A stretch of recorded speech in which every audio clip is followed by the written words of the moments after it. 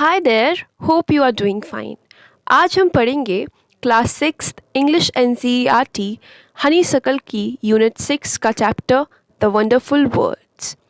The wonderful words Mary O'Neill के द्वारा एक पोएम है जो कि एक आयरिश ड्रामेटिस्ट हैं। इनका पूरा नाम है मैरी डेवनपोर्ट ओनील और इनका जन्म 3 अगस्त 1879 में हुआ और 1967 में ये नहीं रहीं। ये ड्रामेटिस्ट थी, मीनिंग ये मेनली ड्रामाज लिखती थी जो स्टेज पर परफॉर्म किए जाते हैं। ब्लूबर्ड और केन जैसे ड्रामाज में इन्होंने अपना कंट्रीब्यूशन दिया है। तो आइए पढ़ते हैं आज की poem the wonderful words. Poem के शुरू होने से पहले कुछ जो लाइंस लिखी हैं वो पढ़ते हैं ताकि हम इसके आइडिया को अच्छे से समझ पाएँ। Imagine a world without language. All humans speak at least one language. The words we speak bring out our thoughts. Read the following poem on words. तो बड़े ही इम्पॉर्टेंट और इंटरेस्टिंग टॉपिक पे है ये पोएम। सबसे पहले लिखा हुआ है कि ऐसा वर्ल्ड दुनिया इमेजिन करिए जहाँ पे लैंग्वेज ही नहीं है। अगर हम लोग ह्यूमंस अपने में और जानवरों के बीच में एक डिफरेंस देखें तो वो ये भी है एक बहुत बड़ा डिफरेंस कि हमारे पास लैंग्वेज है। जानवर आवाज़ निकालते हैं लेकिन उनका कोई पर्टिकुलर लैंग्वेज सिस्टम नहीं होता, वो लिखते नहीं है लैंग्वेज को, आपस में वो एक दूसरे के जेस्चर्स और आवाज़ें समझ जाते हैं। लेकिन हम लोग बहुत ही एडवांस्ड लैंग्वेज यूज़ करते हैं बोलने में। एक कंप्यूटर की भी अपनी लैंग्वेज होती है। तो हमारा जो डिफरेंस है बाकी स्पीसीज से वो लैंग्वेज पे ही बेस्ड है और ह्यूमंस ही लैंग्वेज की वजह से है। हमारे थॉट्स हैं वो इतने कॉम्प्लेक्स हैं, इतने इमोशंस इतने कॉम्प्लेक्स हैं कि उसको बयां करने के लिए, बताने के लिए हमें लैंग्वेज की ज़रूरत पड़ती है। चाहे अभी आप इंडिया में हैं और आप जर्मनी में चले जाइए या फिर कहीं भी चले जाइए, हर किसी के पास एक लैंग्वेज होती है जिसके थ्रू वो अपनी बात कन्वे करता है। और जो वर्ड्स हम बोलते हैं वो हमारे थॉट्स को बाहर लाते हैं। अब और ये बहुत ज़रूरी है कि हम अपने वर्ड्स को कहते हैं ना, ध्यान से चुनिए कि आप क्या बोल रहे हैं।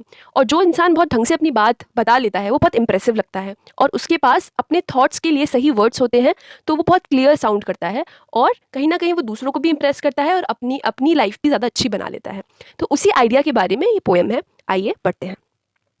Never let a thought shrivel and die for want of a way to say it. तो पहली दो लाइन्स में क्या है कि कभी किसी थॉट को श्रिवल मतलब सिकुड़ जाना और डाई, जैसे एक फूल होता है ना, पहले मुरझाता है फिर मर जाता है, वैसे किसी थॉट को, किसी आपके विचार को ऐसे मर मत जाने दीजिएगा for want of a way to say it, क्योंकि आप बस ये सोचते रह जाएं कि क्या तरीका है कि मैं ऐसे कहूँ। कभी कभार होता है ना, हम कुछ कहना चाहते हैं अपने फ्रेंड्स से या लोगों के सामने या फिर टीचर्स से, लेकिन हम समझ नहीं पाते कि कैसे कहूँ। तो पोएट जो है वो कह रही हैं कि कभी भी अपने किसी विचार को ऐसे मरने मत देना।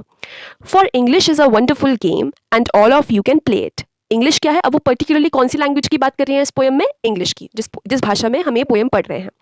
वो एक वंडरफुल गेम है, एक गेम है इंग्लिश, एक लैंग्वेज से ज़्यादा वो एक गेम की तरह बताती है पोएट। इंग्लिश एक वंडरफुल गेम है, यानी एक बढ़िया सा गेम है जिसमें आप कुछ सीख सकते हैं और हर कोई, all of you can play it, हर कोई उसे खेल सकता है। ठीक है, यानी हर कोई इंग्लिश बोल सकता है। अक्सर हम देखते हैं कि हमें इंग्लिश बोलने में प्रॉब्लम होती है, लेकिन अगर हम चाहें, ट्राई करें तो हम बोल सकते हैं। और ये बहुत ज़रूरी है यहाँ पे कि जब हम ट्राई कर रहा है, कोई हमारा फ्रेंड ट्राई कर रहा है या हम ट्राई कर रहे हैं, तो दूसरे लोग जो हैं उसका मजाक ना उड़ाएं और कोशिश करने वाले को एनकरेज करें। All that you do is match the words to the brightest thoughts in your head.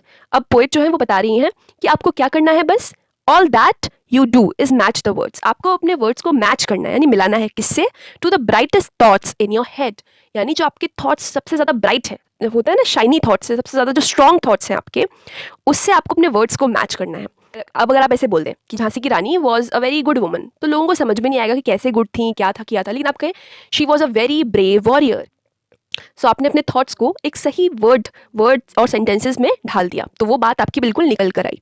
ठीक है, अब नेक्स्ट टू लाइन्स क्या है, so that they come out clear and true and handsomely groomed and fed. ताकि क्या हो, ताकि आप मैच करिए अपने वर्ड्स को अपने थॉट्स से, ताकि क्या हो, ताकि वो क्लियर और ट्रू आए, बिल्कुल साफ आए और बिल्कुल सच्चे आए। ठीक है, साफ और सच्चे आए और हैंडसमली ग्रूम्ड एंड फेड, और जो वर्ड्स हों वो हैंडसम हो, मतलब हम हैंडसम खासकर लोगों को, आदमियों को बोलते हैं ना, बड़े हैंडसम है, बड़े सुंदर हो वो, और ग्रूम्ड हो, बहुत ही ज़्यादा, मतलब ऐसे ना हो जो कि अनक्लियर हो। ग्रूम्ड क्या होता है, जब आप किसी को साफ सफाई कर देते हैं, किसी की ग्रूमिंग कर देते हैं ना, टचअप दे देते हैं, तो उसे ग्रूमिंग कहते हैं। तो वैसे ही आपके वर्ड्स होने चाहिए। और फेड, और अच्छे से फेड मतलब यहाँ पे है कि फेड क्या होता है, फीड करना, किसी को कुछ खिलाना। तो वर्ड्स में आपके दम होनी चाहिए। तब किसी को हम कुछ फीड करवाते हैं, फेड होते हैं, वेल फेड कोई होता है तब उसमें दम होती है ना, वैसे आपके वर्ड्स में भी दम होनी चाहिए। ठीक है। For many of the loveliest things have never yet bin said. और पोएट क्या बोल रही है कि सबसे लवली जो चीज़ें हैं अभी तक कही नहीं गई हैं वो आप कह सकते हैं।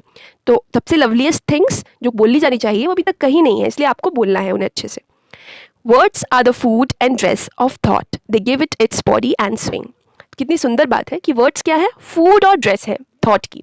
आपके विचार तो आ गया आपके दिमाग में, लेकिन उसे बताए कैसे, ये नहीं समझ में आ रहा आपको। तो वो क्या बोलती है कि वर्ड्स क्या है, वर्ड्स क्या है, फूड और ड्रेस है थॉट की, यानी कपड़े हैं थॉट के और खाना है।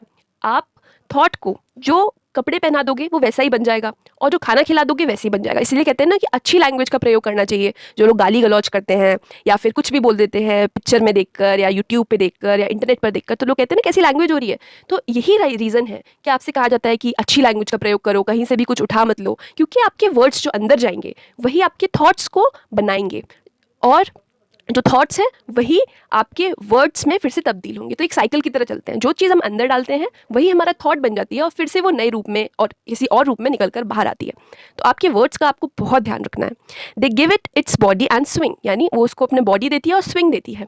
जैसे कि अब मुझे आ रहा है गुस्सा, तो मैं किसी को गाली गलौज करना शुरू कर दूँ, या फिर तो ये करता है इंसान गुस्से में, और या फिर तो मैं कहूँ कि अभी मुझे आप पे इस रीज़न के लिए बहुत गुस्सा आ रहा है, आपने ऐसा क्यों किया और ये सही नहीं था, ऐसा मैं डिस्क्राइब करूँ। तो क्या होगा कि मेरे जो विचार थे वो थे तो गुस्से के, लेकिन मैंने उसे ड्रेस अच्छी पहना दी, उसको मैंने गाली गलौज की ड्रेस नहीं पहनाई। इससे क्या होगा, सीधे मेरा कैरेक्टर डिफाइन हो जाएगा ना कि मैंने कुछ सीखा नहीं है, थोड़ा सा गुस्सा आने पर मैं कैसे रिएक्ट करती हूँ, भले वो गुस्सा सही हो मेरा, लेकिन मैंने और गड़बड़ कर दी ना। और स्विंग, और जो आप बात करना चाहते हैं उसको एक फोर्स देता है। स्विंग मतलब होता है झूलना जिसे कहते हैं ना, तो फोर्स देता है हमारी बात को। अगर मैं कड़े शब्दों में कहूँ कि आपने जो हरकत की इससे मुझे काफ़ी गुस्सा आया है, बुरा लगा है और ये सही नहीं है, और बताऊँगी क्यों सही नहीं है अच्छे शब्दों में, तो सामने वाले पर भी फर्क पड़ेगा। लेकिन मैं अगर वो गाली गलौज कर रहा है तो मैं भी गाली गलौज करना शुरू कर दूँ, ये तो सही नहीं है ना, कुछ उस बात का रिजल्ट नहीं निकलेगा। इसलिए वर्ड्स बहुत इंपॉर्टेंट है। And every one's longing today to hear some fresh and beautiful thing, यानी हर कोई हमेशा ये चाहता है कि वो कुछ अच्छा सुने। And every one's longing today to hear मतलब हर कोई आज का जो भी दिन है, हर दिन आज होता है, तो आज क्या सुनना चाहता है। लॉन्गिंग मतलब क्या होता है, चाहना। तो क्या सुनना चाहता है, some fresh and beautiful thing, कुछ फ्रेश, कुछ नया और कुछ सुंदर सुनना चाहता है। तो वो आप बन सकते हो, वो आप बोल सकते हो, वो फ्रेश और ब्यूटीफुल थिंग आपके वर्ड्स हो सकते हैं।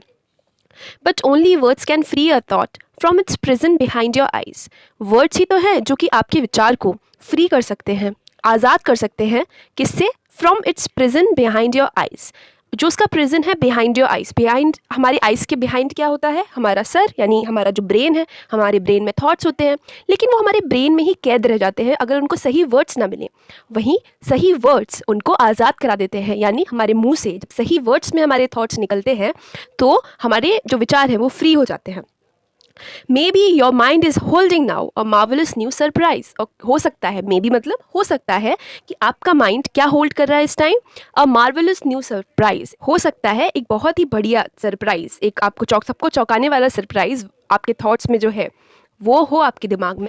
इस पोएम का यही मैसेज है कि हमें सही वर्ड से, अच्छे वर्ड से, नए वर्ड से अपने विचारों को व्यक्त करना चाहिए, और कभी इसलिए नहीं रुकना चाहिए कि हमारे पास वर्ड्स नहीं हैं। थोड़ा सा सोचिए, सही वर्ड्स ढूंढ के हमेशा अपने विचार व्यक्त करिए अगर आपको लगता है कि वो विचार बहुत इंपॉर्टेंट है आपके लिए और दूसरों के लिए।